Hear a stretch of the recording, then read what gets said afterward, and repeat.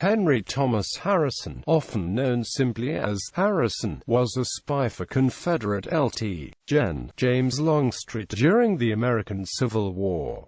He is best known for the information he gave Longstreet and Gen.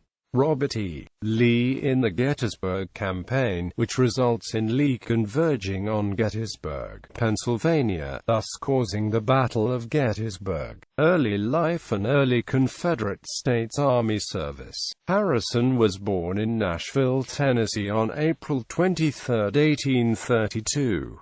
He was an actor who did not get many large parts due to his small stature. He did not go to any school.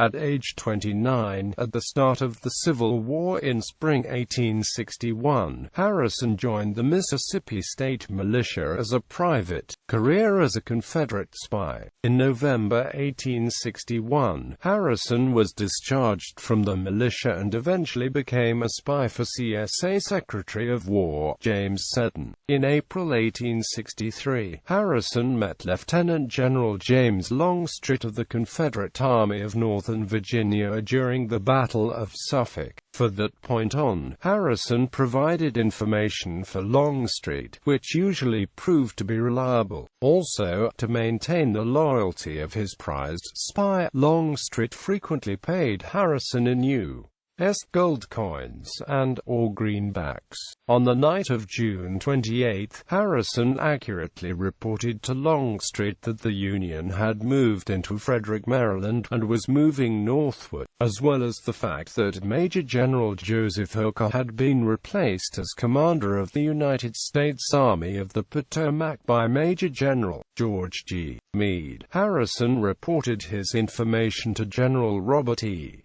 Lee, the commander of the Confederate Army. Lee had never heard of Harrison before, yet he came compliments of Longstreet. In addition, Longstreet's chief of staff, Moxley Sorrell, said that Harrison always brought true information. Quote, "In the end, Harrison's information was plausible enough for Lee to halt his entire army. As a result of Harrison's information, Lee told all of his troops to concentrate in the vicinity of Cashtown, Pennsylvania, 8 miles from Gettysburg, thereby triggering the events that led to the Battle of Gettysburg." Lee said after hearing the news from Harrison, a battle thus became, in a measure, unavoidable. After Gettysburg, Harrison operated mostly in the North, gathering intelligence while living in New York with his newlywed wife, Laura Broders. Yet none of his future intelligence ever matched the importance of his discovery in the days before the Battle of Gettysburg. Post-bellum. After the war, Harrison took his wife and 2 daughters to Mexico, hoping that the baby daughter would find better health in the warmer climate due to her asthma. But in 1866, facing marital difficulties, Harrison left Mexico to prospect for gold in Montana. For the period of 1867 to 1892, Harrison's exact whereabouts remained unknown. His wife, Laura Broders,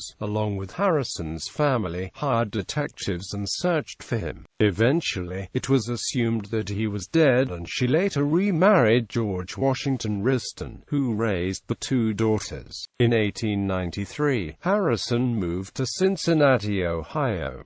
In 1901, Harrison got a job in Cincinnati as a detective for the Municipal Reform League. In 1912, he moved to Covington, Kentucky, and applied for a Confederate pension. On October 28, 1923, Harrison died in Covington at the age of 91. He is buried at Highland Cemetery in Fort Mitchell, Kentucky. In popular culture, Harrison was a major character in Michael Shaara's historical novel The Killer Angels, and was played by Cooper Huckabee in the film version Gettysburg. Huckabee also portrays Harrison in the director's cut of Gods and Generals, with scenes depicting him in off-stage conversation with John Wilkes Booth.